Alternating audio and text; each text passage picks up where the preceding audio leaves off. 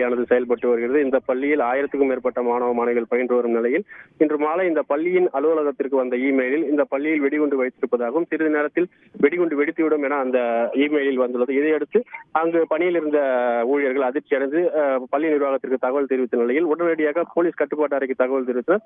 Avadi police கமிஷனகத்திலிருந்து மோப்பநாய் உதவியுடன் வெடிகுண்டு நிபுணர்கள் மற்றும் மாங்காடு போலீசார் சம்பவத்துக்கு விரைந்து வந்து பள்ளியில் வெடிகுண்டுகள் ஏதேனும் உள்ளதா என்பது குறித்து தொடர்ந்து சோதனை செய்து வருகின்றனர். இதனால் இந்த செய்தியானது மாணவர்களின் பெற்றோர்களுக்கு காட்டுத்தீ போல் பரவிய நிலையில் பெற்றோர்கள் தங்களுடைய பிள்ளைகளை அச்சத்துடன் அழைத்து செல்லும் பணியில் ஈடுபட்டனர். குறிப்பாக ஒவ்வொரு வகுப்பறையிலும் வெடிகுண்டு நிபுணர்கள் தொடர்ந்து சோதனை செய்த நிலையில் மாணவர்களின் புத்தகங்கள், சாப்பாட்டு பை உள்ளிட்ட பல்வேறு இடங்களில் தீவிரமாக ஆராய்ந்து வருகின்றனர். தொடர்ந்து சோதனையானது நடைபெற்று வரும் நிலையில் வெடிகுண்டு மிரட்டல் விடுத்த சம்பவத்தை அடுத்து பதறி அடித்த பெற்றோர்கள் அலறி அடித்தபடி தங்களது பிள்ளைகளை அழைத்து செல்வதற்காக பள்ளி வளாகத்தின் முன்பு குவிந்துள்ளனர்.